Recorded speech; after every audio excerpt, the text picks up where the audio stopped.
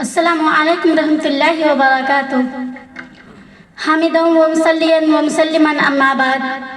صدر محفل، قابل قدر اساتذہ اکرام، حکم صاحبان اور گلشن فلاح البنات کی نوشگفتہ پھولوں، آج کے سالانہ تقابلی پروگرام میں میری تقریر کا عنوان ہے تعلیم نسواں کیوں اور کیسے۔ پگھلنا علم کی خاطر مثال شمع زیبا ہے، پگھلنا علم کی خاطر مثال شمع زیبا ہے، بغیر اس کے نہیں پہچان سکتے ہم خدا کیا ہے۔ معزز سامعات، عورت کو مستقبل کا معمار کہا گیا ہے۔ نسلوں کی بگاڑ کی ذمہ داری عورت کے شانوں پر ہے۔ اگر وہ چاہے تو اپنے فیض تربیت سے اور علم و حکمت سے پورے گھر، پورے خاندان، پوری قوم اور پوری دنیا کو سنوار سکتی ہے۔ غرض یہ کہ تعلیم زندگی کا ایک اہم جز ہے۔ جس طرح گھر کو روشن کرنے کے لیے ٹیوب لائٹ کی ضرورت ہوتی ہے، اسی طرح انسان کے دل اور دماغ کو روشن کرنے کے لیے علم کی ضرورت پڑتی ہے۔ علم ایک ایسی چیز ہے جو آدم علیہ السلام کے زمانے سے چلی آ رہی ہے۔ معزز سامعات، علم ایک بے مثال دولت ہے۔ علم بندہ کو اپنے معبود سے ملاتا ہے، لہٰذا علم حاصل کرنے میں ایک دوسرے پر سبقت لے جانے کی کوشش کرنی چاہیے۔ اور یہ بات یاد رکھیے کہ تعلیم کی ابتدا قرآن حکیم کی باقاعدہ تعلیم سے ہوئی، اور اسلامی معاشرے کی صحیح تشکیل اس وقت تک نہیں ہو سکتی جب تک کہ افراد معاشرہ قرآن و سنت سے آشنا نہ ہو۔ غرض یہ کہ تعلیمات قرآنی امت مسلمہ کی تشکیل کی بنیاد ہے، اور ان تعلیمات کو اساس یعنی بنیاد بنا کر عورت اصلی تعلیم حاصل کرے اور انسانی حدود میں رہ کر دنیا میں باعزت زندگی گزارے۔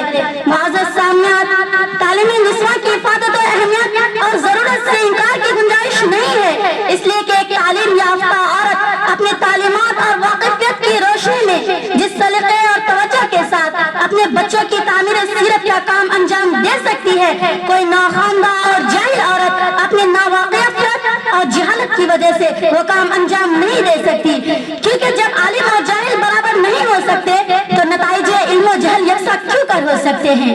یہ عورت اس چیز کا نام ہے جو بیٹی بن کر قرۃ العین بنتی ہے، بہن بن کر بھائی کا شوق و وقار کا باعث بنتی ہے، بیوی بن کر بہترین رفیق حیات بنتی ہے، اور ماں بن کر اولاد کے لیے عمدہ اولین تربیت گاہ بنتی ہے۔ لیکن انہیں معلوم نہ ہو کہ مختلف حیثیتوں میں اس کی ذمہ داری کیا ہے، اور ظاہر ہے کہ ان ذمہ داریوں کا علم تعلیم کے بغیر ناممکن ہے۔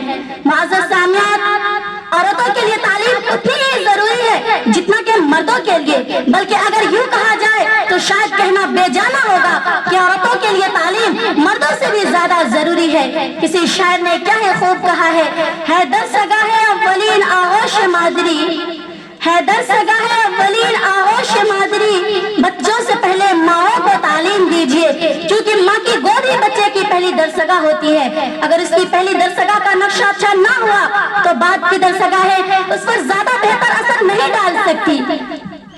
یہی بچے مستقبل کے معمار بنیں گے، ان کے کندھوں پر قوم کی ذمہ داریاں ہوں گی۔ اس لیے ایک ماں کے لیے ضروری ہے کہ وہ تعلیم یافتہ ہو، کیونکہ ماں کی گود سے ہی بچہ اپنے اندر اچھے برے اخلاق کو جذب کرتا ہے، اور یہیں سے ان کے دل و دماغ پر ایسے نقوش ثبت ہو جاتے ہیں جو آخری دم تک محور نہیں ہو پاتے۔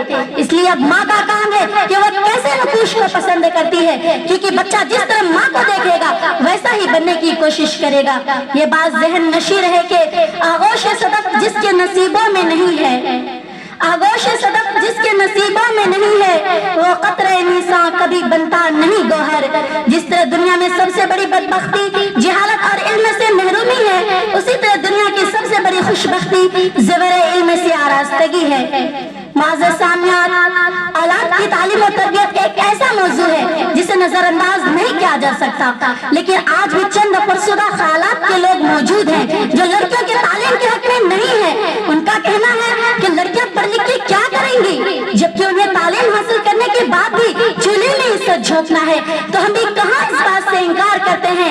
ظاہر ہے کہ گھر داری کو اچھی طرح نبھانا عورت کا کام ہے، مرد کا نہیں، لیکن عورت کو تعلیم سے محروم رکھنا کیا اس کے ساتھ ناانصافی نہیں ہوگی؟ اور جب عورت ناآشنا ہوگی تو وہ آنے والی نسلوں کو کیسے بہتر سے بہتر تربیت کر سکیں گی۔ معزز سامعات، اصل درسگاہ آغوش مادر ہے جسے درسگاہ اولین یا خیابان دین کا نام دیا جاتا ہے۔ ہمیں اصل توجہ تو اس جڑ پر دینی چاہیے جہاں سے سالے معمار کی کوپل نکلتی ہے۔ ماں کو عربی زبان میں ام کہتے ہیں اور ان کے لغوی معنی اصل اور جڑ کے ہیں۔ کسی شجر طیب کی جڑ جس قدر عمدہ اور مضبوط ہوگی اسی قدر اس کا تنا بھی مضبوط، برگ و بار والا، سرسبز و شاداب ہوگا۔ تو آئیے ہم سفر کا عصر نو آغاز کریں اور عورتوں کی تعلیم و تربیت کی طرف توجہ کریں۔ آخر میں شعر پر اپنی تقریر ختم کر کے جگہ لے رہی ہوں۔ تاریخ کے سینے میں لکھی ہے یہ حقیقت، تاریخ کے سینے میں لکھی ہے یہ حقیقت، ایک عورت بدل سکتی ہے قوم کی قسمت، وما علینا الا البلاغ۔